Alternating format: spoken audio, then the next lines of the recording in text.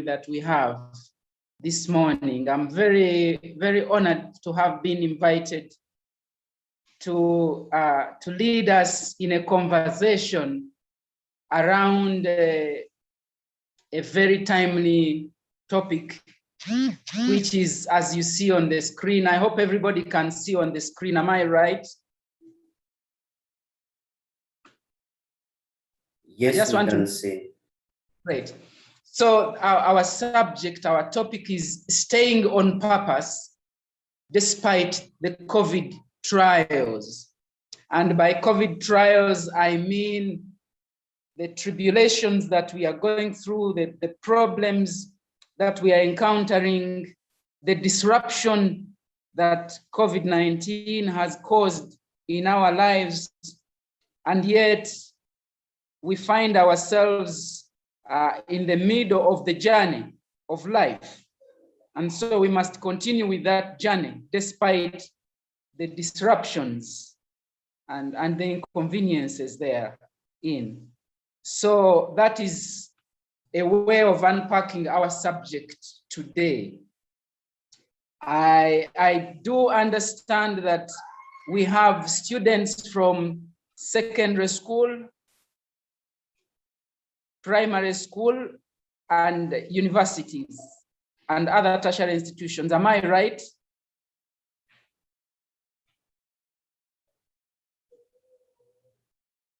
Can I hear just one yes or one no? Is there any of those? Okay, yep. Great. Yes, we do. Okay, that's Jesse. Jesse, thank you for the response. Okay, so I will do my best to make sure that the content and the approach that I use is touching all of us at those respective levels. Now, I have spent over 20 years in education. Specifically in education, I started in 1997 as a classroom teacher in a community secondary school that I started in my village. It's called Impata, in Impata sub-county in Mukono district. When I had just left university in 1997, I completed university in 96.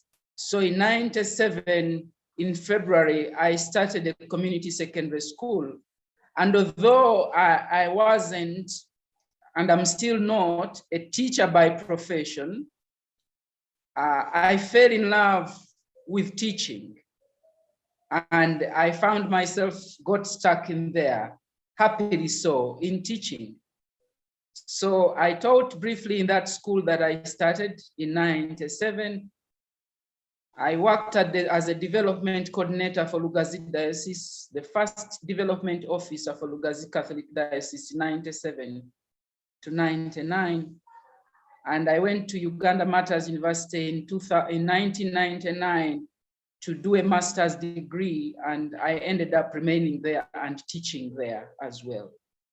One of the things I've been privileged to do over the years is to immerse myself, to go deep into education in a way of learning what is education about. Why do we even need to be educated? What is the role of the school? What are the various ways that we can be educated? And how do you tell that really I'm educated?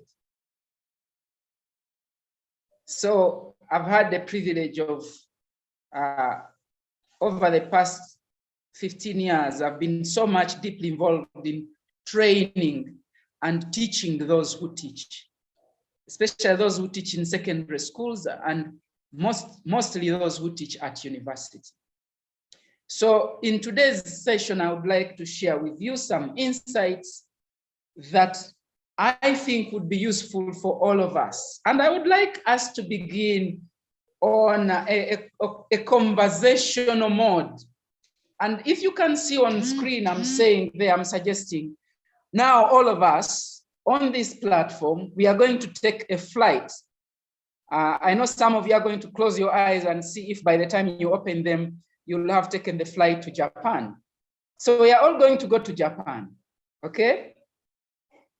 And how are we going to do this? I want you to imagine that one day, I like this scenario a lot.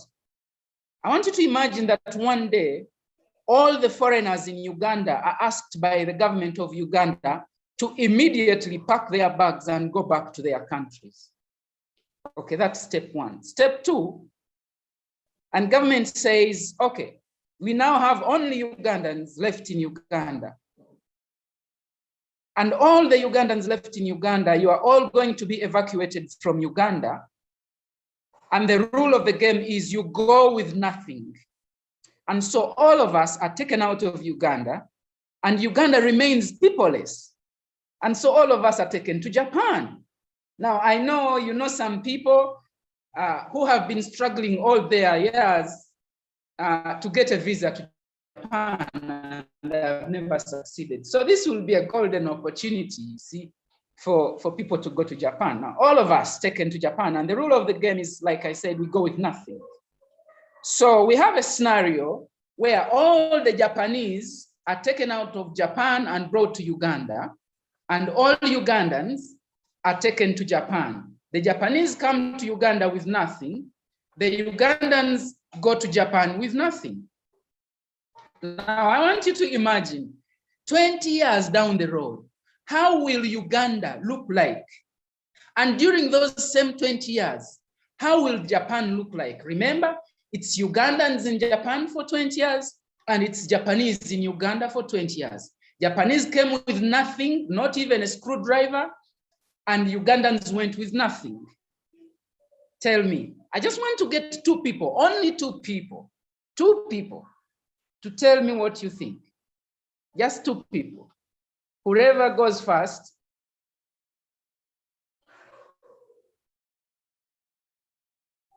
Anybody? Rachel, yes, Rachel. Go on, Rachel. Can she be unmuted so she can speak? Rachel. Rachel is raising her hand. Can you kindly unmute Rachel? Thank you, sir. Okay, great. Rachel, go on. So, to my own opinion, yeah, since we are different, Japanese, we are all humans, but we are different. Japanese have something they are based on, and then we Africans, the Ugandans, we Africans in Uganda, and we also have something else we are based on. If we look in the Japanese side, in Japan, mainly there are things around them, it's full of technology. And when you come to Africa in Uganda, mainly ours, we are more based in what? Agriculture, you see. So I think when Ugandans, we go there, most of us would mind if we would eat, you see. You'd be like, as long as I eat, I can live.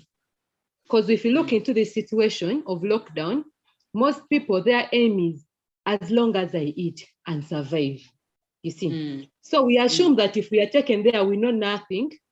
We don't know how to do things. There are things of technology. We are not having their same brains. They are working. Our main intentions will be like, let us look for what to eat and to live, you see, and to be as a family. So of course we shall basically firstly mind about what to eat, maybe grow crops, for example, maybe the things there, because I believe every country has seeds, as long as you can eat them. But when they come here, the Japanese in our country, they will see anything, even a kavera, they will think that I can do something out of this. I can do something out of this. I can modernize this and make it be this. So mainly it will be more of technology, as I believe that they also do fast foods. Their work, they don't like to do heavy things. They'll only do light things and what they can only do best. Yeah, that's all. Okay. Great, thank you so much, Rachel. I like your imagination. Can I get just one more and then we proceed? Just one more person. There are two people raising their hands, so the host can choose one. We can have Jesse. Yes, Jesse.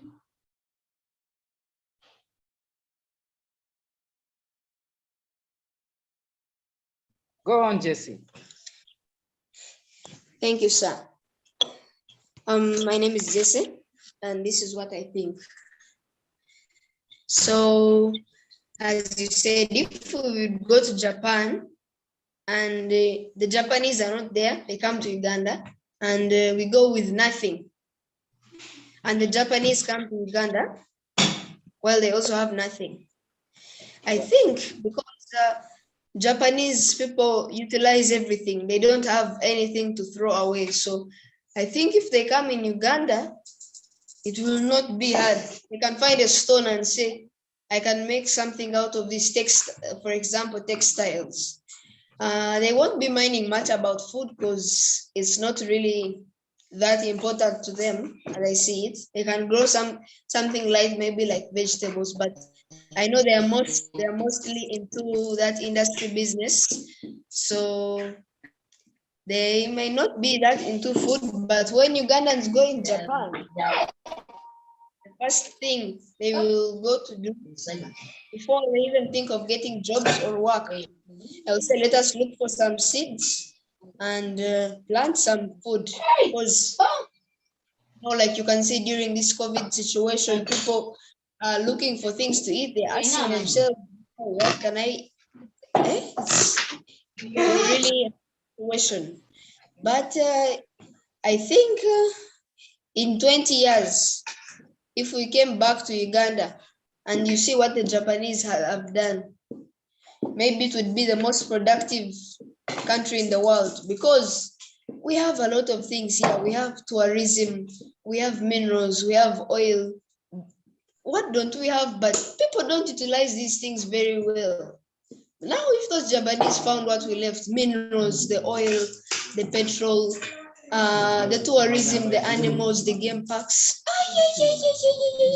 in 20 years, Right. they will be very, very far. But in 20 years, I think Ugandans would just be starting. Because if you see where Japan is right now in terms of economy, and you see us, we are not anywhere near with them. So if they came to Uganda, which actually has more resources and minerals than Japan, it would be now too far. So Right. I think, yeah, thank you. because Japanese are hardworking. Thank you, Jesse.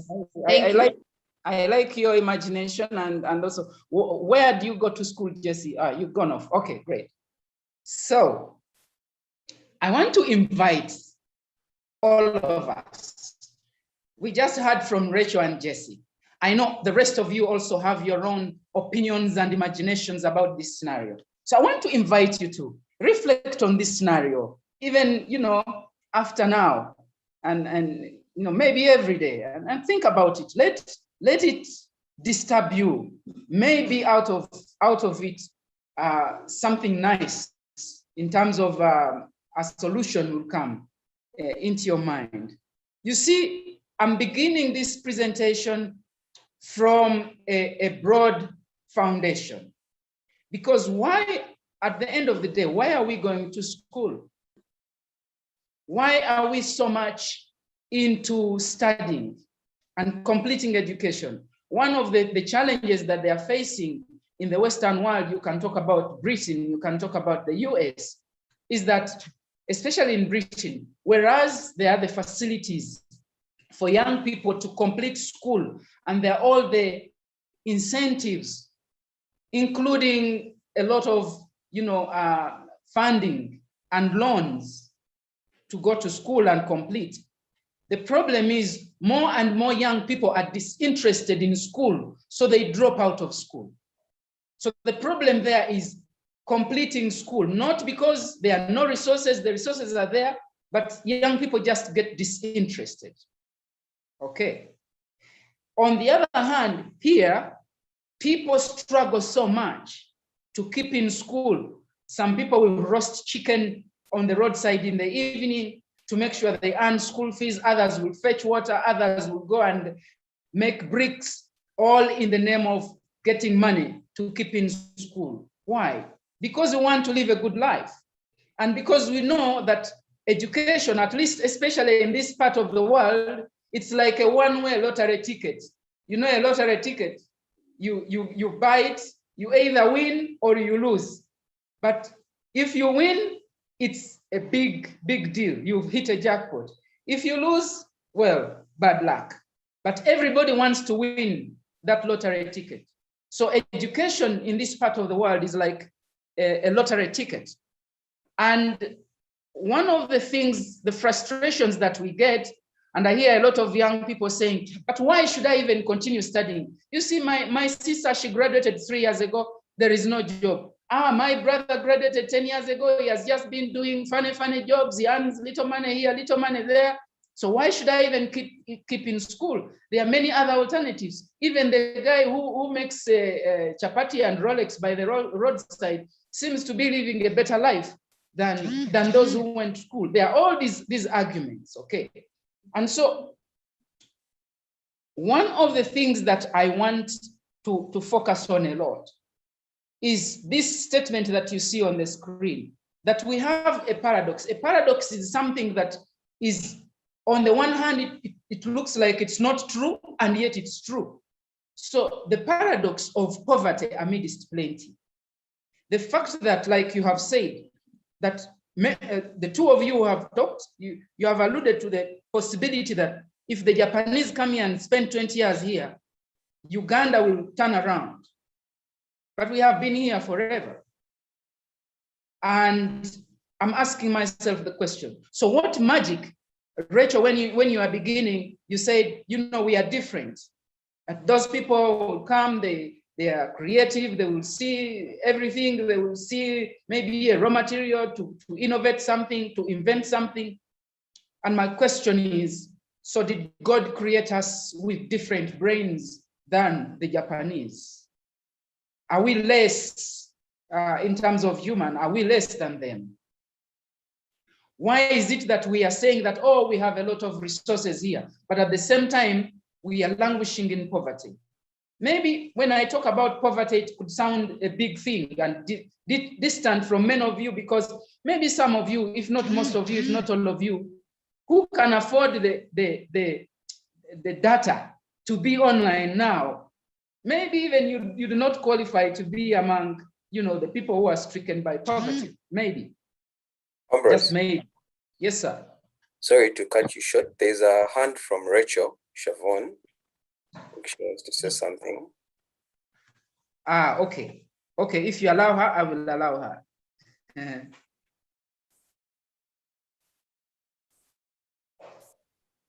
Yes, Rachel? Yeah, thank you so much. About your statement, sir, of like we are different, even the Bible says so, because in the Bible it's written, the Lord blessed us. Africans, we are blessed with natural herbals, the vegetation. Then the whites were blessed with the brains, because also the Bible says so. When the Lord dismissed us and placed us in different what? In different lands. So I also believe that everyone is different. We are blessed with something, they are also blessed with something. Okay, Rachel, I do agree to the fact that, and I like the fact that you are able to chip in and clarify. Yes, I do appreciate and agree with the fact that we are different. Our difference, even within a home, even twins, two twins will be different. I will delve deeper into this conversation later, and at the end we will have now the Q&A, and then also you can come in again and do a rebuttal of what I would have said. Let me just complete this point here. Thank you, Rachel. Let me complete this point here. I talked about poverty, and I said maybe it might sound distant. So let me talk about joblessness. What explains the fact that everywhere you move in this country, on this continent, there is a job to do. There is something to be fixed. On the street, there is rubbish. You know, everywhere there is something not right in organizations. And this will always be the case. They say the biggest room in life is the room for improvement. So wherever there is an opportunity for improvement, that means there is a job opportunity. There is work to be done. So there's an opportunity for somebody to fix something there. So what I find very disturbing is that, yes, we are studying, and you'll go and get the degrees and the diplomas, and you'll get these high-flying successes at Senior 6, Senior 4, and P7. But at the end of the day, you have a big number of graduates who are going to discourage you when you look at them, because they have graduated for many years and they cannot find something meaningful to do. And I'm not blaming them. I just want to construct a wide and strong foundation for the few points that I'm going to make. Hopefully, they will encourage you along the way of your life. And I'm saying that this paradox is not necessary in the first place.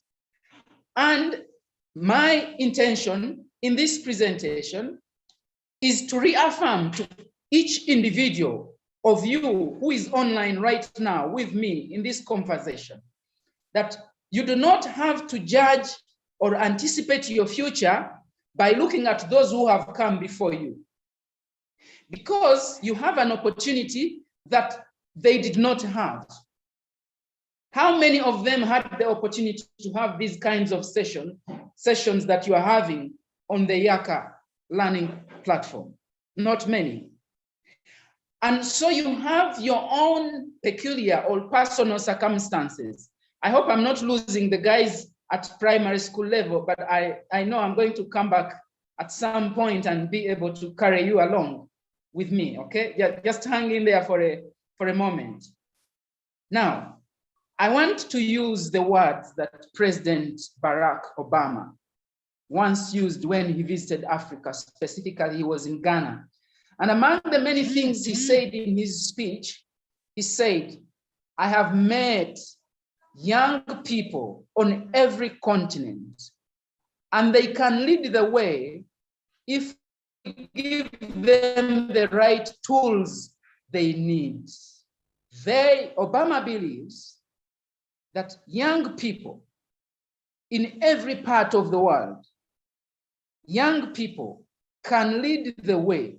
You, the young people who are on this platform today, you have so much potential, so much power to lead the rest of us the way to the future. Where of us who are older than you, who are your parents, have failed, you guys have what it takes to actually be the ones to lead us into the solutions. And each one of you here, none of you is too young, by the way, and I'm going to show that to you.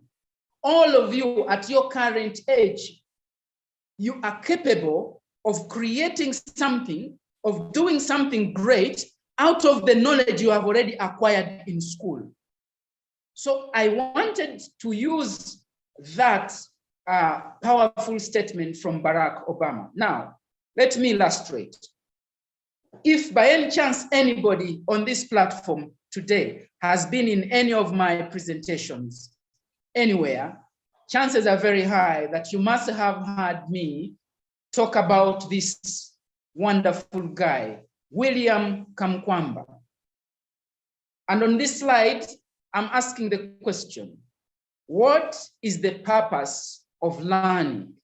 Because I know for a fact that some of you, since we got disrupted by COVID-19, and we are on and off, there is online with all the pressures that it carries, and then there was a window of opportunity, went back to school briefly, and then the second wave struck, and now you are back at home and you are stuck. Some of you even feel disappointed. Some of you feel frustrated. Some of you feel well, is there any future with this schooling thing? Are we ever even going to ever go back to school and business will be the same way it was in school?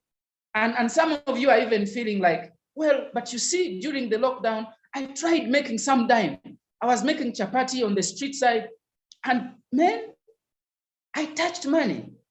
Some of you did a couple of things and touched some money, and you're like, well, I'm even now doubting whether I really want to go back to school. This thing is elusive. Maybe I better stick with what I have discovered that really works well. Making money works well. So I'm asking, what's the purpose of learning?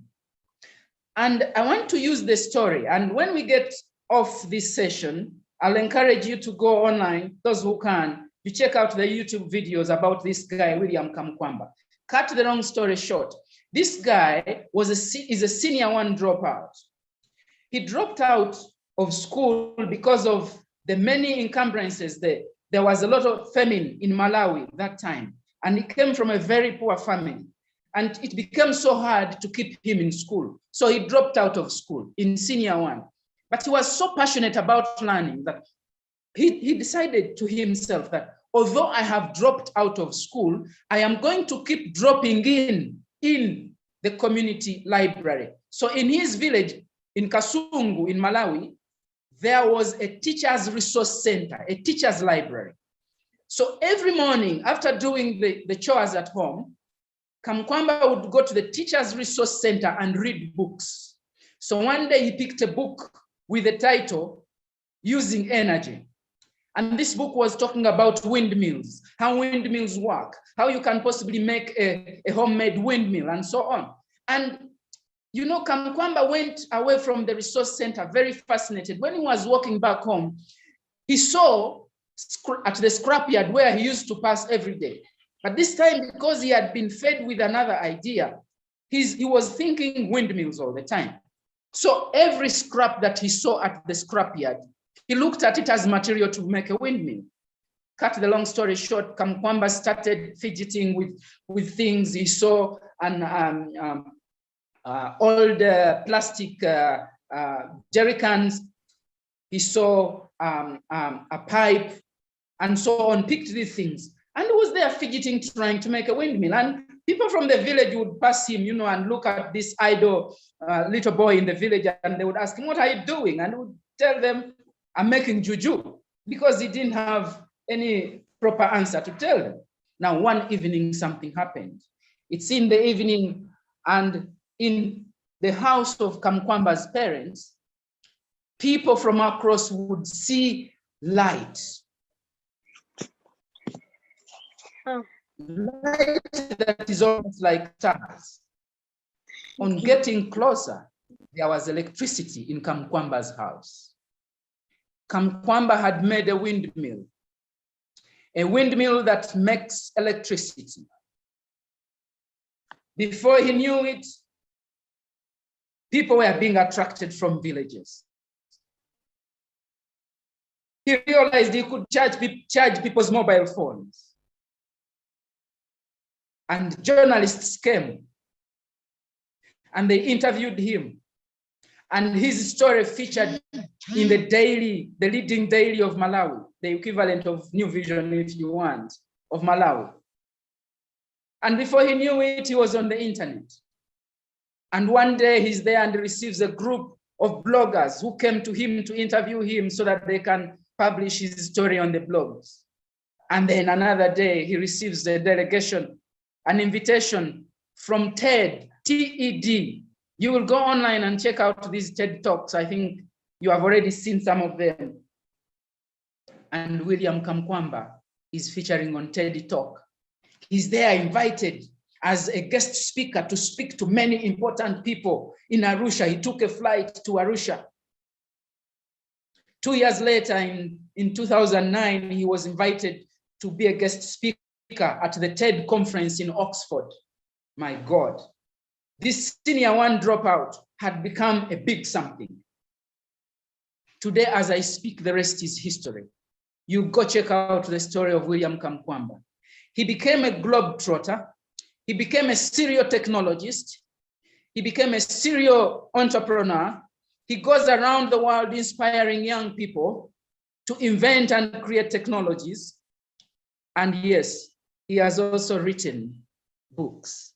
And there is a book that was written about him, and it was given the title, The Boy Who Harnessed the Wind. Now you see, why did I take long on the story of Kamkwamba? And why did I want to use it? Because you see, Kamkwamba is a senior one dropout. But you see, he physically dropped out of school, but mentally and even psychologically and even spiritually and emotionally, he didn't drop out of school. The desire to keep learning was strong in him. He knew that school is just one place where you go and meet teachers and fellow students and you learn from them. But that is not the only way you learn. In fact, for him, he discovered an even better way to learn. Because I suspect that if Kamkwamba had kept in school, he would not have become the great inventor and entrepreneur and inspirer and technologist and even book author that he became. Because we have not heard about any of his classmates that stayed in the classroom. So what's the point I am making? What is it that you are passionate about? Kamkwamba was passionate about learning. And I think specifically, and he explains it in the videos, you'll see these videos online. He explains it that he didn't know English well. So for him, he learned through diagrams. And he was so fascinated with physics because with physics, he could look at diagrams and interpret them and learn around those diagrams. He was fascinated with physics. What are you fascinated with? Is it art? What is it? There must be something that fascinates you. Forget about the pressures that we teachers put on you, with structured, learning. Now you are in charge of your learning. And that takes me to that next slide. You see, disruptions of the universe are always there. They will always be there. COVID-19 happens to be the big disruption in our lifetime. But there is something beneficial with disruptions. I'll tell you, my first disruption was in 1979. By then, I was 8 years old. And I remember the war broke up during Amin's regime. And I remember walking with my sister and other siblings from PG all the way to Kampala city center. And along the way, we're passing all these, the soldiers, the gunshots, the what, and those images of the disruption then stayed in my mind. Recently, we had the Konyi War. It disrupted people, especially in northern Uganda. Children born in IDP camps, and they grew up there, they became teenagers and even produced children. Even during the Museveni War, 1980 or 81 to 86, lots of people were displaced. By then, I was staying at Mulago, in the ghetto of Mulago, and I could see lots of displaced people were camping and sleeping in the football pitch. That's where they had put tents for months and months and months. Now, there is something that happens in all these disruptions, and I want you to listen carefully, because this COVID-19 has disrupted our lives, but that's not the end of it all. In every disruption, this law that you know very well applies. It is survival for the fittest. And I don't mean fittest in terms of physical energy, but most importantly, fittest in terms of the brain, fittest in terms of your mind. If your mind is fit and strong and you can afford to stay on focus, on purpose, then you emerge as one of those people who become successful after the disruption. So, 1, survival for the fittest. 2, there is always an opportunity in every disruption in life. Now, let me show you where the opportunity for you is in this disruption of COVID-19. You see, we as educators, and I know many of you have heard about this song, and you have also complained that the education that we are giving you is kind of not well aligned with the needs. That is why many of you or many of us graduate from school, but we even wonder, what did we learn? What it is that we learned that is able to make us live a productive life? Why is it that someone has a qualification, a degree, a master's degree, a PhD, but they can't find something meaningful to do with it? Now, I want to tell you, COVID-19 is giving you an opportunity, you young people. We have all along been providing 20th century education to a 21st century generation, you. And we compact you in class, and we force you to just learn that which is compacted in the syllabus. Now, this is your opportunity. Now you have an opportunity to change that for yourself. And I know very well that a platform like Yaaka is giving you that opportunity, because I'm well aware of the vast resources, the rich resources that are available on the Yaaka digital learning platform. I'm very aware of them. It is you who can limit yourself. You can never exhaust these resources. Now, this is your opportunity to become a Kamkwamba, to now spend time learning the things that you are really passionate about, because these are the things that are going to make a difference in your life. I picked this quote from a presentation that was made by some Americans, and they were saying that we are currently preparing students for jobs that do not exist yet, using technologies that have not been created yet, in order that they may solve problems we do not even know are problems yet. Now, because of this, I want you to, from today onwards, take it upon yourself that you are not learning for exams. Yes, exams is part of the story, but exams is just a small part of the story of your life. You are learning for your life. All the time, think about Kamkwamba. He did not read to pass an exam. He read to give meaning to his life, to learn something that would make him a productive human being, that would make him somebody who is relevant in his community. And you see, immediately he became relevant. The moment he made the windmill, people started running to him to charge their mobile phones.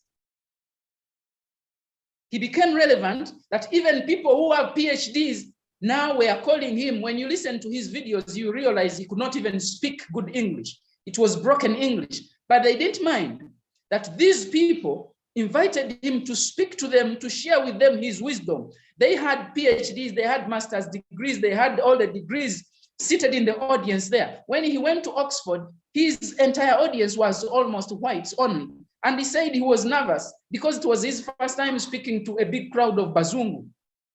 But that did not matter. It didn't matter that he had not passed exams. It didn't matter that he didn't have any certificate apart from PLE. What was most important is that he learned something that he was passionate about, and that something that he learned was adding value to other people. So let's look at the most recent example. I guess now all of you are fascinated when you look at that smiling face of a very intelligent, humble Ugandan. We have all now, at least just in the past 2 weeks only, this guy has gone viral. And I'm calling this the Ogwang moment, Professor Ogwang, the guy who created Covidex, which has turned out to be the hope of Ugandans. And you have heard all these stories about people who were on the verge of collapsing to death. They had run out of breath. And the moment they took Covidex, their life was resuscitated. These are the stories we see on the internet. the stories we hear, and he has also featured on Desert Island, and he has also told us the same thing about how he treated his American colleague who was his first patient, and about how he himself also. Now, look, Ogwang didn't know there was going to be anything like COVID striking. But Ogwang, if you look at his story, he has been learning, using, not because there is an exam pending, no. He's fascinated. How can we use this wealth of the bushes, of the herbs that we have in Uganda to produce medicines that will, you know, help us to deal with viral crisis? And then the COVID moment came, and then he had an opportunity. So like I said, every disruption, one, is survival for the fittest, and two, carries an opportunity. The opportunity was there for Ogwang. He captured the moment. But you see, Ogwang spent many years, more than 20 years now, doing his homework. He was working on his fitness, the fitness of his mind, so that he didn't know when the moment would strike, but now this is his moment. And I want to challenge you. Your moment is around the corner in life. I don't know when it will be, but will it find you prepared? And the only way that I know well how to prepare, how to be fit, if it is survival for the fittest, is to be mentally fit. Use every opportunity. Ogwang wasn't doing his research because there is an exam chasing him. He was doing his research because he's passionate about something. I want to give you another example. A young Ugandan, I think some of you know or have heard about Fiona Mutesi, commonly or popularly known as the Queen of Katwe. There is a movie that they made out of her, and it's called The Queen of Katwe. She is also branded as the chess queen of Africa. She came from the slums of Katwe. Against all odds, Fiona was so passionate about chess. She learned chess, she mastered chess, and the rest is history.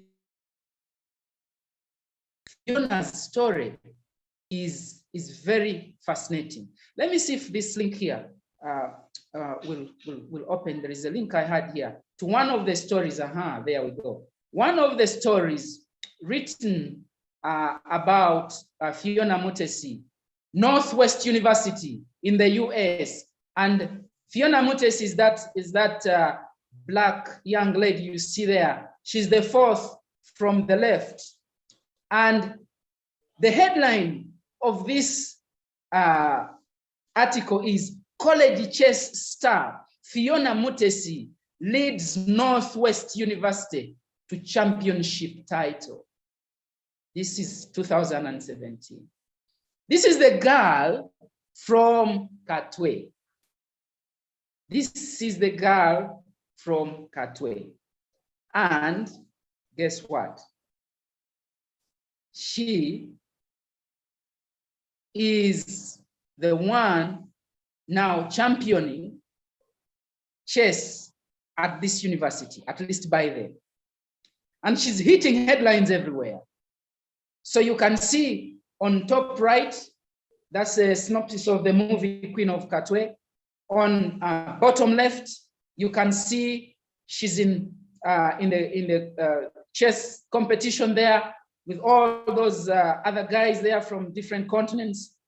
And this particular event, you can see on the bottom right, she's holding some of her trophies that she has won. Fiona Mutesi found chess as her passion. She invested her energy into learning chess.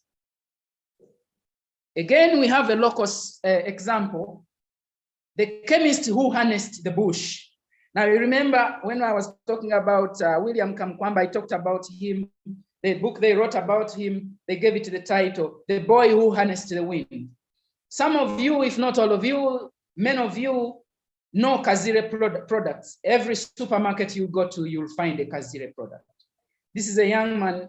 I met him in 2006, and we crossed paths, and we've been friends since then.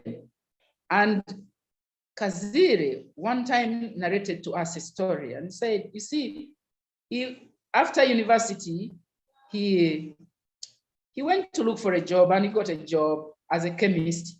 But you see, he was kind of bored. And then one day he remembered that in the dictionary, one of the definitions of a chemist is the one who mixes medicine. So he remembered that. And then something dawned on him and said, but in my village, I see, he comes from Kanungu, and he said, in my village, I see it is the old women who mix medicine for people, and they get cured. And these old women did not even step in a chemistry class. And then he said, but me, I have a degree in chemistry. As we know, the rest is history. He's now a billionaire. If you go online, you'll check out a lot about Kazire. What I know about Kazire, he is a passionate learner. When you hear Kazire speak, you will think he's a medical doctor, but he's a chemist. He's not a medical doctor. But when you hear him speak, you will think, oh, this guy has studied all the biochemistry. He has studied all the anatomy. He has studied all the physiology. He has studied all these disciplines. But he hasn't studied them in class. He has studied them on his own, because he knows that the main element of learning is not to study for exam, no, is to study for life, so that you can develop a skill, you can develop knowledge that you will use to be relevant to other people. And once you do that, you can never join the people who complain of lack of employment when they graduate. In fact, you'll be able to even figure out how to create your own job or employment, because we are in the era where technology is heading everything. And you young people are better positioned to use technology.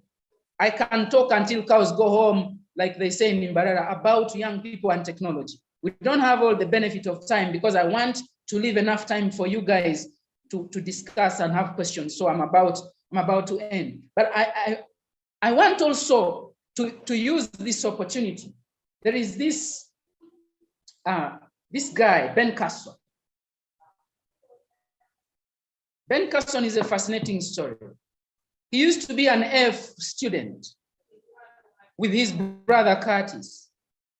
And their mother one time decided that you guys are going to stop watching TV, and you're going to have to start to read. Each one of you must read 2 books per week, and you summarize those books and you give me the summaries. The mother didn't know how to read and write, but she pretended like, so the kids kept handing in all these summaries. Before they knew it, these boys had mastered what it means to learn. And they transformed their F's into A's. Ben Carson, who had been nicknamed Dummy by his classmates because he was assured to be the number last ever in his class, he became the number 1. He translated all his F's into A's and then A++. He went on to go to medical school, and eventually he became, at one time, the best neurosurgeon in the world. Neurosurgeon, I mean the guy who has mastered the computer system of your body as if he was the lab assistant when God was making you. Neurosurgeon, the best. So what we learn about learning is this, that your brain is your master tool. Okay, that's 1. 2, your brain is what is going to determine your fitness. We said survival for the fittest. Your brain is what is going to determine your fitness in situations of crisis, in situations where other people are complaining of lack of opportunity, but for you, you are able to identify so many opportunities. Your brain was made for especially these three things. One, it was made to learn. Your brain cannot reach an elastic limit. It can learn anything. The brain has what is called a mechanism called neuroplasticity. Neuroplasticity is the mechanism by which the brain creates new cells to accommodate new information that you have fed into it. So your brain will not hit an elastic limit and say it is now overpacked. No, that's not going to happen. It's not the way God created it. And your brain was created in such a way that the more you learn, the more active it becomes and the more creative it becomes. So the more you put into it, the sharper it becomes and the faster it works. Two, your brain was created to create. So because of when you put in information into it, the brain looks for ways of how to make sense out of that which you are putting there. So the more you put in your brain, the more solution creator you become. Three, your brain was made to connect. So it makes connection between the geography and the physics and the chapatis on the street and so on, and figures out. That is how the Kamkwamba brain created the windmill. That is how the Kazile brain created all these Kazile products. That's how the Ogwang brain has created the Covidex and so on. Your brain too is capable of creating something powerful for humanity. So learn anything constructive you can learn during this lockdown. There is no bell that is going to be rung to tell you that, okay, now go for mathematics. And then it will tell you, switch off now. From mathematics, you're going to geography. Okay, no bell is going to ring. This is your opportunity. You can decide to learn things you are very passionate about, because these are then going to make a difference in your life and also a difference for us all. Because who knows, you will be the next Ogwang to create something as a solution when the country is in crisis. Keep learning, keep learning. And three, these formative years, the years in which you are, you young people in primary school, in secondary school, at university, these are formative years. These are the years that we use to learn the principles which we will later on use in life. You see, the principles that Professor Ogwang is using are principles of physics, of chemistry, of mathematics, name it, that he learned in secondary school. In fact, Kazile told me that the chemistry he's applying, mainly it is the chemistry of the separation of mixtures. In which class do you learn that? So don't think that the things that they give you are irrelevant. No, they are important principles. Some of them you can apply them now immediately. Others in future you'll be able to make sense out of them. So pay attention to these things and learn them, because there is no other way that you are going to learn them in future. Now is the opportunity. And I want to challenge you with this question. How can you live your life to its fullest and stand out from the crowd? All the examples I have given you, there is one thing in common with what made them great. It was learning. Learning that is not necessarily triggered by someone with a stick chasing you. Not necessarily someone standing in a corner and threatening you with an exam. The exam is part of the story, but it's not the whole story. It's just a small part of the story. And all I'm saying is the moment you pick interest in learning for life, you'll find that even those exams become so easy for you to pass. That's the miracle that happened with Ben Carson. He started When he started, and his brother Curtis, by the way, his brother Curtis became an aero engineer. When they started reading, it was their mother pushing them. Time came when now they were pushing themselves because they were fascinated, because they were so interested, they were passionate, they made sense out of everything that they learned. And as I conclude, I want to challenge you. So what story do you want us to read about you? What story do you want the nation to interview you about? You saw how the media houses are fighting for Ogwang, Professor Wang, to interview him. Don't be like the Uganda's Rolex. Rolex is a very wonderful product. My kids love Rolex. But you see the problem with Rolex. It would be a fantastic tourist product, but we have not created a story for it yet. Has any one of you read a concrete story of the Rolex? You see, what in tourism, what sells a product is the story behind the product. It's not the product itself, the story. So I want to challenge you. What's the story behind you, behind your name, behind your life? What story do you want us to read? What story do you want us to watch? What story do you want to create? And you can only start writing that story about your life now by learning things that are going to make you different, that are going to make you unique, that are going to make you productive, that are going to make you a problem solver. Create a story for yourself. Don't fall into the Rolex trap. What if you decided to reimagine your life from today? If you have been learning for teachers, if you have been learning for your parents, to start learning for yourself. My daughters, every evening, they come to me and ask me, Daddy, do you have some data on your phone? And when I give them the phone, quickly they run to YouTube videos and download videos about art. And the following day, during the day, you see them making art pieces that they learned on YouTube video. The elder one is 9 years, the other one is 8 years. And their fascination is with learning because they see their mother. We run a bakery at home, especially cakes and cookies. And they see their mother is always on YouTube downloading videos, tutorial videos. This is what fascinates them.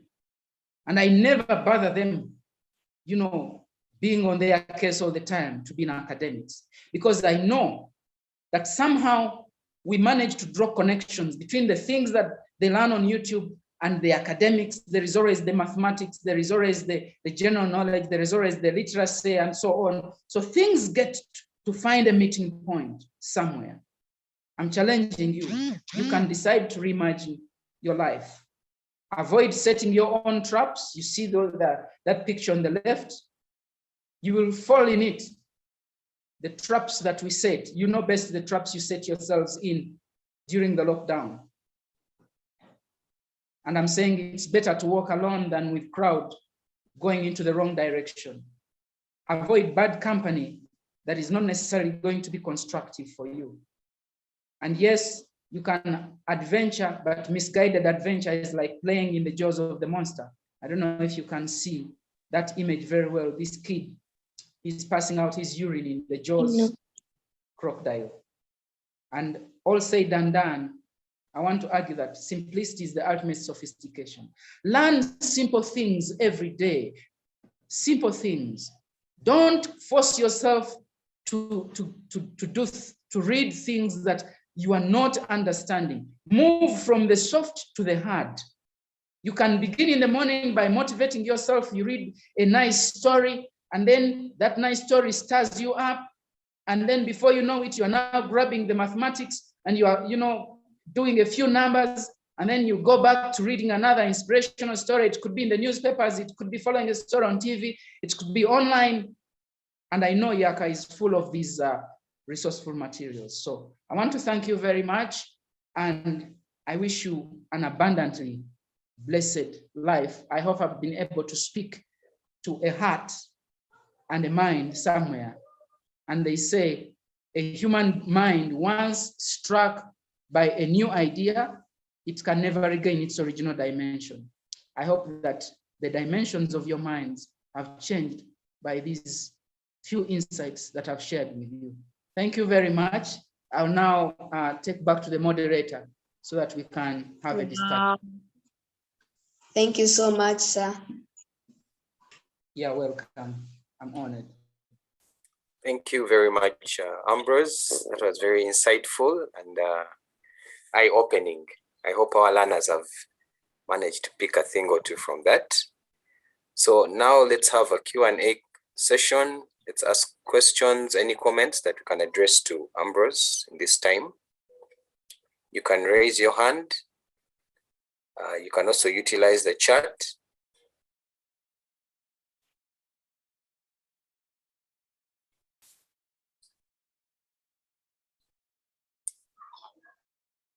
Any questions for Mr. Ambrose?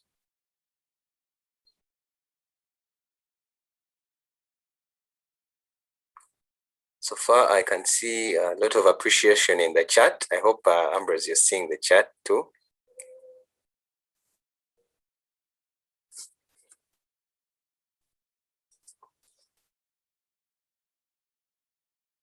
Yes, do we have any questions, comments, or additions to this? Yes, Morgan. Thank you so much. My name is Morgan. I just want to give thanks to the moderator that he has opened us to a lot of things that we did not see and stuff. But however, I have a few comments regarding what he first said about Japan, Ugandans going to Japan. First of all, I listened to the first two people, and from what they were saying, it's like today we have this mentality that we are not that good. I heard someone say somewhere in the Bible, they say Africans we are damned. And I think to me, that mentality is just going to lead us behind. You see, it's like if we are taken to Japan and those Japanese approach here, we can equally do good. But the problem is today, it's like we have that generational thing that all of us Africans cannot literally do anything. And I think that is the mistake we make a lot today, thinking that we are not worthy. It's not true that we are only good at growing food crops. No, that is not true. Just like they said, William Kamugambe something, he's an African, and he did not introduce a food crop or something. He was dealing with beans. So I think the thing is we can just do anything. I listened to Joshua Maponga, some South African. He once said, if I put you under the table, you're only going to see what is under the table. And if I put you on top of the table, you can see the room. If I put you on top of the roof, you're going to see the whole homestead. And if I put you on top of the mountain, you're going to see the whole area. So it's like we should go to greater heights. And I think we are going to reach greater heights when we read. We should take on that mentality of that habit of reading and stuff. And I think reading, like if you read Ben Carson's story, it is because of reading that took him where he was. Reading does not only make you know stuff, it strengthens your brain, it makes you think a lot. And so I think that is the advice that I'm giving to all of us that are especially students of today. Reading can unlock a lot of doors. So I think on a daily basis, we should at least spend about 2 to 3 hours reading, not specifically reading your books or your class books, but reading other things outside. And I want to end by thanking the speaker of today and everyone who has attended. I think that's all from me. Wow, Morgan, before you leave, I would like to know where you study and what you study.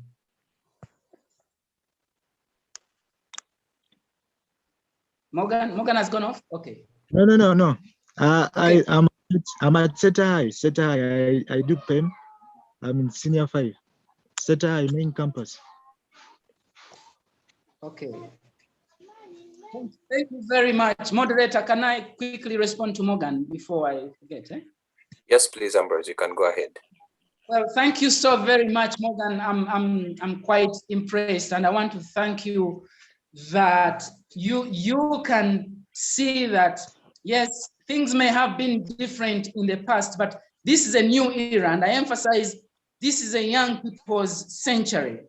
I didn't want to spend a lot of time talking about many young people, like the group of young guys, the team of young guys at Makerere in the ICT college who developed the application that diagnoses malaria without having to prick and take your blood samples.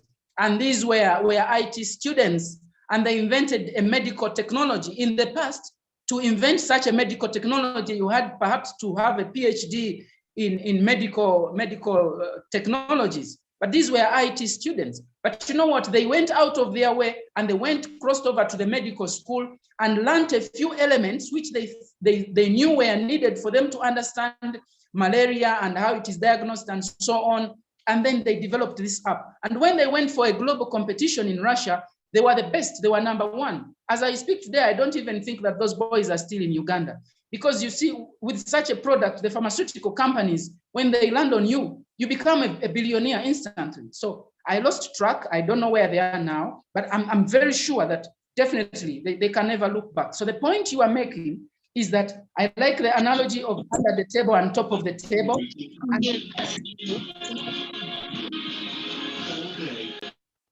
Sorry, I want to emphasize the fact that all of us, it's not just the Japanese, all of us are capable of doing what those guys have done. The only difference is what we feed into our minds, the culture, how we are brought up, and the information that we are exposed to. What makes a difference with all the examples I've given you is the information they decided to feed into their minds. That's what makes the difference. And you know, the beautiful thing is why this is a young people's century and why you young people are the ones to help this country and this continent and the rest of humanity to come out of the mess we are in is because you guys, you look at yourselves, you are now attending class from your respective homes because technology is in your era. It is working for you. There is nothing you want to learn that is not on the internet. I've just seen a post here from the administrators of Yaaka, and they are saying that tomorrow they are going to be running a session on how to search the internet. This is key. The internet is the greatest tool that you have for this era. Nothing you want to create that you'll not find on the internet. So I want to thank you, Morgan, and I encourage all of us to follow in the thinking of Morgan, and the sky will be the stepping stone. Thank you. Thank you, Ambrose. Let's have Treasure. Yeah, it's Treasure's mother, been in class 2. Thank you so much, Mr. Kibuuka, for the time. My question then comes is, you say that all these things the Yaaka has it. Is it like, can we get like, is there any way of having something like this, at least to be part of what is going on in the class of Yaaka, in classes in Yaaka? Or we have to follow you on your either YouTube or anything to do like that? Yeah, I thank you very much, Treasure's mama. Thank you. You are leading by example. It's an inspiration when you have the parents online also. I think, you see, as we go along, we learn. This is what the Yaaka team has learned. And I strongly believe that moving forward, this is going to be an integrated kind of element in the lessons. And you see, we have very many resourceful people and who are also generous in this country, willing to share what they know. So this is going to become part of it. I trust the team at Yaaka and I know their exposure.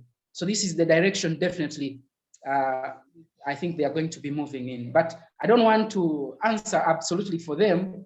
I'm just expressing my opinion, but they are online and let them respond. Thank you. Okay, I'll request Gerard to respond to that in terms of having more of these sessions with Ambrose of the like. Thank you, moderator. Thank you, Ambrose. Thank you, Esther. I'm just confirming what Ambrose has already said, that this is the beginning. Part of what we are promising is to give you a holistic education beyond exams, including 21st century skills, but also empowering yourself, your child or yourself, the best person that you can ever be. And certainly that includes such sessions. And we're going to be having several of them. Thank you. Thank you, sir. Thank you, Gerard. Before we have Keith, there was a question in the chat from Waiswa Emmanuel asking, what should you do if you have an idea but can't get to do it yet? So Ambrose, that's a question from Waiswa from the chat. Okay, thank you, Waiswa. You have an idea, but you can't do it yet. What I do not understand is whether you are not yet ready for it, or you feel you don't have what it takes yet, you maybe money or connections or whatever it is, or you know that it is not something you want to work on now. So I don't know, but one thing that is already also emerging, and I hope I'm not, is that there could be many of the likes of Waiswa. And so the question then I would put to the Yaaka team is, can there be, for example, a platform, a blog site or whatever it is, where a discussion group where people like that can now post their questions and so on, so that there is a conversation going on. You see, there are a lot of resourceful places in this country, in this city especially, but many young people don't know even where to go for help. So one of the things I have done at a personal level really is, when people ask me that I have this idea, normally I tell them, go to such and such a place, or I'll connect them to different places. So I think the Yaaka team might want to consider opening a platform that enables the interaction of such people. Again, I don't know if Gerard can make a comment on that.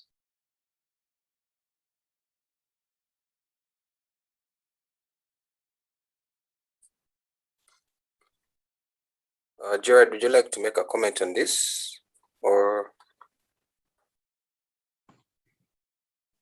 Yes, of course, part of the journey is to encourage people or to understand the importance of internet, the interconnectedness it provides us to share knowledge and resources. But also, it's why we built Yaaka. We're encouraging people. We've been doing training for many people in this period using the traditional system. But our encouragement is that people learn in the platform, which is built as a social network. So there are groups there in each course. We can create course groups. We can create other groups of interest, discussion forums. And we already envisage that people will create this kind of interest platforms for them to share knowledge and to be able to ask questions. And as you might have noted, we've already put up a support team of more than 10 people to be available always to answer these questions and direct people to the right kind of information. Yeah, thank you, Gerard. And in addition, or information providers, if and where. Sorry.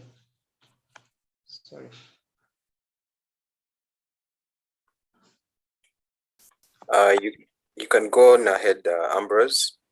Yes, thank you, Gerard. And in addition, there is we are working out a platform which will be launched within 3 weeks from now, hopefully, together with Yaaka. It's a partnership that I'm having with Yaaka.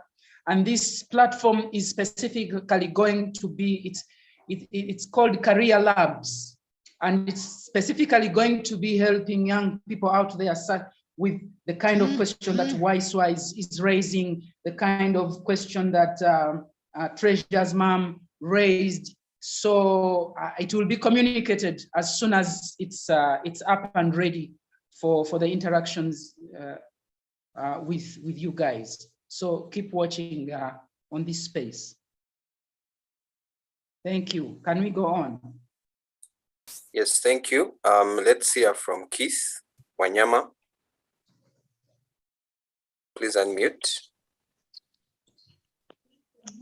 Yes, Mr. Ambrose, thank you very much for your really insightful and a very graphic speech. I liked how you're presenting with the slides and making sure we get the entire bit and every piece of information you're sharing with us.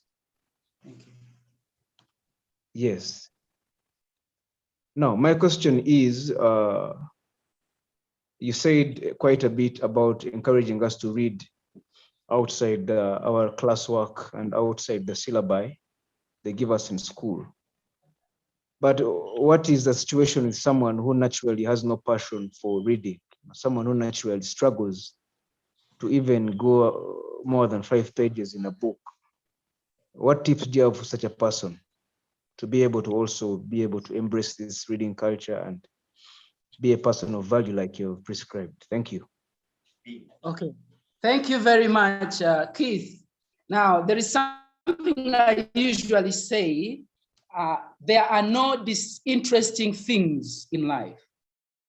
There are only disinterested people. So everything is interesting.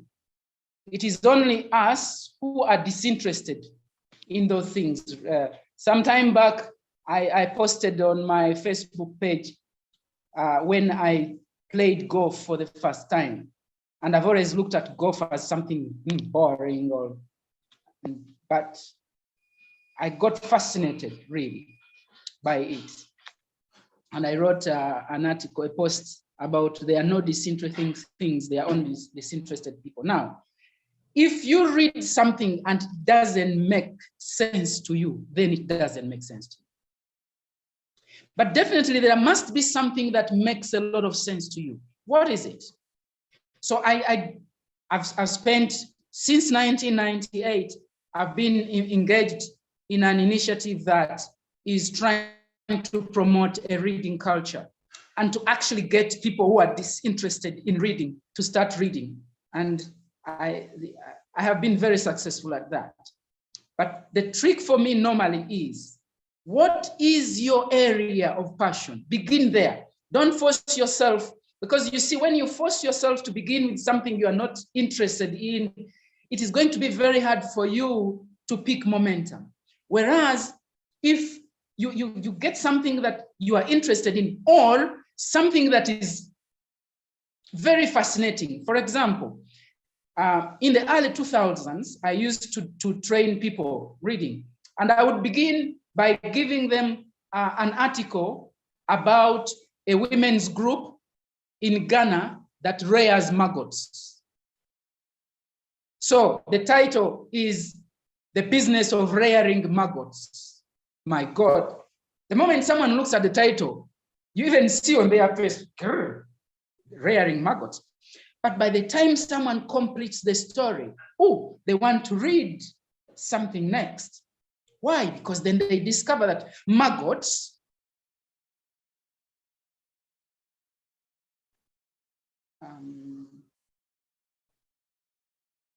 they discover that maggots produce the most nutritious animal feeds. So recently you saw even some Ugandans have now started rearing maggots. But when you go online, let me now just give you this as homework. Just do some homework around maggots, you'll be fascinated. You'll discover that there are big factories in South Africa, maggots. There is a woman who is making lots of money with a big factory of maggots, and so on. So when you pick a story like that, and you want to interest people or someone into picking interest into farming, that could be a nice starting point. The point I'm making is, maybe you have picked the wrong books. Maybe even you have picked big books that are too big. When you are starting out, all you need is a simple article, a one-page article that will turn on the switches of your interest and passion. So that's what you have to look for. Okay, that's all I can say for now. Okay, thank you, Ambrose. Yes, thank you very much, Ambrose. Also, just a small inquiry. Where can someone find you in case they need your services? Because you really have a good talent with inspiring in the way you speak. I'm assuming that that all of you here are in touch with Yaaka. Yaaka has my full contact. And also, if you go on Facebook, my daughter ran from the bedroom and she came, she had written a placard and wrote on the question, did you say maggots?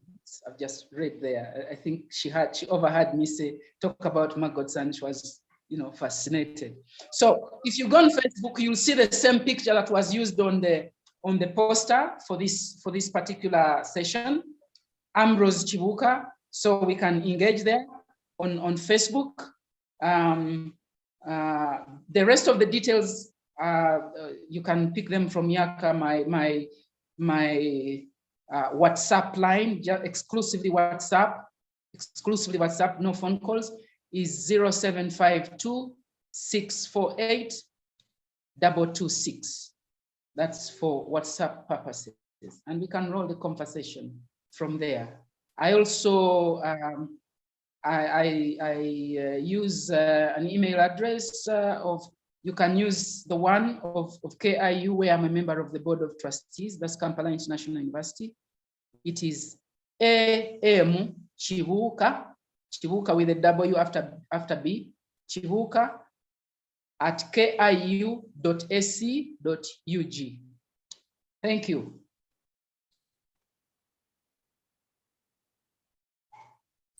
Thank you, Ambrose. Yes, there was a hand. Oh, I think he has taken it down, but I can read some of the questions in the chat. George Molindwa is asking, how do I find my area of passion? Yes. Okay, of passion. That's Molindwa, George. Yes, Molindwa, George. Now, George, definitely this is a short session that we are having. Now, one of the things I have done is to write books. Now, this book you see here, it carries the title, After University, What Next? But I'll tell you the thing about this title. I wrote the first edition of this book in 2003. By then, I was teaching at Uganda Martyrs University. The second edition came out in 2008. And the third edition just came out in 2018. This third. Though it carries this title, After University, What Next? Let me tell you this one, because I was too shy to write the real title. The real title hidden behind this one is, You Went to School, So What? That's the real title I hid behind this one. And this is what the New Vision wrote about this book when they first reviewed it in 2004. They said, it does not matter at what stage of your life you read this book. It will still be relevant. It will tickle your mind and make you think about the choices you make in your life. It will energize your thinking and make you see opportunities where you previously saw darkness. I've been invited to various countries because of this book to do talks and trainings for young people, for educators, and for policymakers. I have feedback from readers from over 20 countries. And in this book, I have two interesting chapters. The whole book is interesting, But there is a chapter that has to do with self-discovery, discovering who you are, discovering yourself, because that is the starting point for you to construct even the sense of purpose. What are you here for? What should you be spending most of your energies and learning time on? So this book helps you to do that. I'm explaining this to you because I can't explain the whole process. You can find this book in St. Paul Bookshop on Kampala Road. But of course, now we are in lockdown. The borders, the deliveries do work. If you want to order one, a copy is 50,000. You can order, I've given you my contact. I can ask my people to send you a copy and you meet the transport costs. But otherwise, when we are out of the lockdown, you can find it in St. Paul Bookshop. It's on Kampala Road, opposite King Fahad Plaza. So, and like I said, I gave you my contact details as well. I'm okay with sharing with young people. We can engage on email, we can engage on Facebook. I'm more than happy to respond to your query when I'm settled, and I can do that at length. This for me, I discovered the purpose of my life. My mission is to help individuals and organizations discover their potential and become the best they can be. And this is what I live for. So I'm happy to do it because that's what gives meaning to my life. So just send me an inbox and then we roll the conversation from there. Next. Thank you. I have a question in my inbox here. Yes. It goes as some youth and teenagers have the idea of creativity, but don't have supportive parents or guardians. How are youth and teenagers supposed to overcome this? Yeah, this is, thank you. Who asked that question? Do you have the name? This? It's from Joy. Joy. So Joy, this is a widespread issue. First of all, you need to approach it with understanding. They call it empathy. To put yourself in the position of the parents, of the people from older generations, because they grew up, they were born and grew up, and they were educated in a certain era. That is the 20th century era. And now they find themselves being your parents, but in the 21st century era. And so for you, you are now in between there. In some regards, you cannot see what they are seeing. But also in many regards, they cannot see what you are seeing. So it becomes hard for you to have a meeting point. Now, one of the things that we do in such situations, I mean, I've faced a similar thing. I wouldn't really encourage people to use the approach I've used, because for me, I'm a social rebel. I believe that if someone doesn't see what I'm seeing, I'll go ahead and try and do it. And eventually when they see it, they appreciate and they say, oh, this is what Ambrose meant. Now, that is not, it's not something I would suggest to everybody, especially you young people, because it carries a price. I have my own peculiar circumstances, which I grew up in, which enable me to do that. I have been independent in many ways since primary 4. So my circumstances are very, very different. So I think what you need to do is to have a dialogue with your parents, to show them what you are seeing, to give them a big picture of what it is. And sometimes you keep bringing bits by bit, small bit by small bit. And eventually they get used. This boy, this girl seems to be having some nice ideas. Or maybe you see something online that speaks to what you have in your mind. Maybe you can show that video to whoever it is, your parent or whoever. But that said, there are places I know, and some of them I have been part of creating them. I want you to go to the internet and check out an organization called SINA, S-I-N-A, the Social Innovation Academy. I helped in the initial stages of creating that academy. That academy is very, very good at helping young people with brilliant ideas, but who have no starting point. Sometimes what we need is not money. Sometimes what we need is someone to advise us or someone to connect us to someone or to an institution, and so on and so forth. And like I said, I gave you my contacts, inbox me if it is something I can help on in terms of connecting you to people. I can happily link you.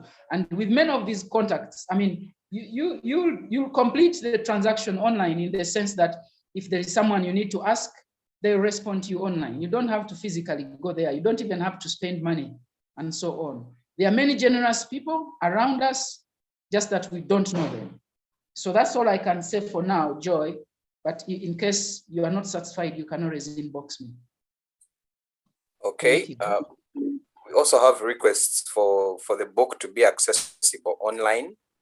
I don't know if that is already an option or something that's in the pipeline. It's not an option, but with the platform that I told you that we are working in collaboration with Yaaka, that is also going to be available soon. Not too soon, give it something like 2 months, but yes, it's going to be available soon. And yes, on that platform, there are sections of the book, of this book, that I am going to provide for free, especially the most critical ones. I'm going to provide them for free on that platform. So it will be available in many ways.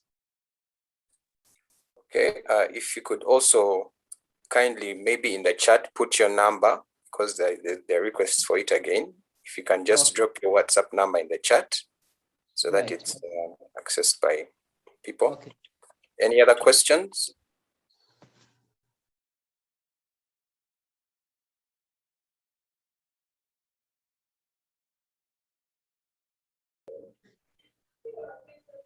Edward, maybe in the chat. Do we have any other questions? In the chat, Benjamin.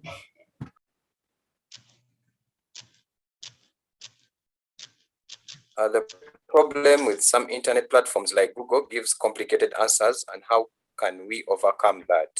That's from Benjamin. Okay, so Benjamin, with the session that Yaaka is going to run about how to search the internet, I know that they will touch that. They are actually more experienced than I am in giving a response to that kind of question, because technically they deal a lot with that. So I trust that they will be highlighting that in that presentation. Hello? Hello? Hello? Am I on? Yes, Ambrose, you're on. Yes, you are. Great, great. So I did say that the presentation that will be made about how to surf the internet, I think that question will be addressed. Yes, sure. Any other questions or comments? I can see the numbers being put in the chat section. Thank you, Ambrose. Right. For that's exclusively for WhatsApp. All right. Right.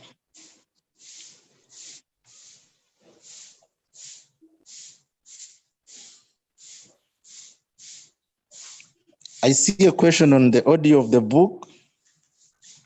Okay. Pardon?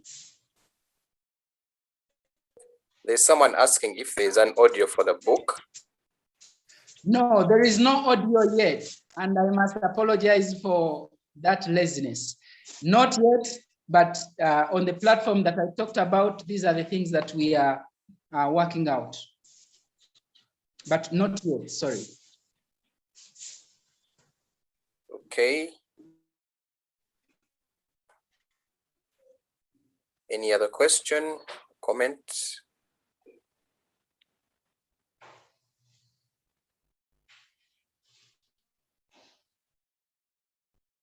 Okay, I can see we have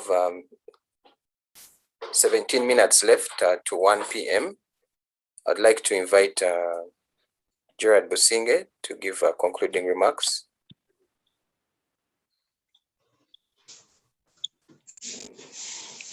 Wow, thank you, Edward. Ambrose, I want to thank you heartily.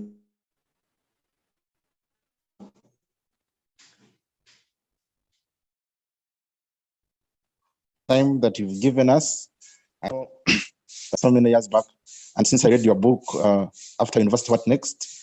I have been inspired, and you've been a great inspiration to my journey that has also seen these kinds of things take place, develop products like Yaaka. And I trust that through your continuous engagement with young people, and even as you have done today, you might have inspired one or two people to start thinking seriously about their life and their abilities, and start creating for a better tomorrow, but also to look at themselves as people having a clear purpose that they can pursue. So for us as a team at Yaaka, we are very committed to the new 21st century learning, which empowers learners to be empowered people in society, to learn skills, to keep learning. And that's purposely why we focus on digital learning. We were very challenged at that time. People, some of the parents in the groups, we see they're like saying we're responding to COVID, but we started way back in 2014. And we were very inspired by this whole idea of making learning. People can learn anywhere they are, anytime. And in addition to reading, they can listen to content, they can view content, and of course, they can also have different graphics, but also they interact with it. And we want to see learning communities. When we look at social media and how it has grown, we think that learners can do a lot to work together and from all these sources of the internet, be able to provide themselves the answers, and they start to create, start to innovate, to do things that can make their life better. But also, of course, fulfill the current obligations like learning for UNEB, passing exams, and meeting tasks at work or in home. So I want to thank you, Ambrose, and I'm very grateful that you always honor our invitations. And I hope you will honor when we invite you next time. As you have seen, people are thirsty for this kind of presentation. And we look forward to further engagement. And we hope, like we say, if the people, the parents, the learners have these kinds of questions, please do ask them in the different learner groups, and we'll be happy to bring back Ambrose. But also, like he has said, there are very many other resourceful people who are not selfish with their time, with their ideas, and with their knowledge. And we are going to be bringing many of these to help inspire and provide the kind of direction that we need to overcome the challenges that we face and to meet the needs that we need as individuals, families, and communities today and tomorrow. Thank you very much. Back to you, Edward. Thank you, Gerard, for those resounding remarks, and appreciation to Ambrose. Ambrose, do you have any departing remarks before we end the session? Yeah, just to thank Yaaka for organizing this, to thank the people who have participated in this, and just to reiterate the fact that the opportunities are all around us. We are gifted by such a resourceful country. Everywhere you go, it's rich. None of the young people coming out of school, or those who are in school, none of us should go out of school and end up jobless. But we need to discipline ourselves differently. We need to learn and equip ourselves with those things that make those nations that we are talking about powerful, that make Japan what it is and so on. We can make this place, regardless of what the past has been. And don't keep lamenting, young people, don't keep lamenting about my generation and those older than me, because we are not here forever. Instead of spending that time lamenting, spend that time using it to prepare yourselves to become resourceful, to become problem solvers, to create something new that adds to people's lives and space will be provided for you. Nature provides space for people because the older generation goes away, and that's how nature is. On a tree, you see some leaves will run dry and fall off, and new ones will emerge. That is the sustainability principle in nature. So, but be prepared to occupy the space in a meaningful way. And now is the time you have to do that. Learn as much as you can learn, and the rest will be history. You don't have to worry about the rest. If you like, for me, that is my personal experience with my life, that what I focus on is how resourceful can I be? As long as you are resourceful, you become like a magnet, you attract. So we want you to become magnets that attract because you are resourceful. Thank you very much and wish you a blessed life. Okay, thank you, Ambrose. Once again, I would like to appreciate all of you for taking your time out to attend this session. It has been very inspiring and insightful. Just a reminder, tomorrow from 1 p.m. to 2 p.m., we shall have a training session on how to search the internet effectively. Ambrose has spoken well on this point of how the internet is a good resource to enabling us get new skills in this century. So see you tomorrow at 1 p.m. up to 2 p.m. and we look forward to hosting you there. I'd like to wish you a good afternoon and enjoy the rest of your day. Oh, there's a hand from Waiswa. Do you have a question as we are departing? Are you going to send the link for tomorrow? Yes, we are going to share the link for tomorrow in the WhatsApp group. Okay, thank you. You're welcome. All right, have a good day.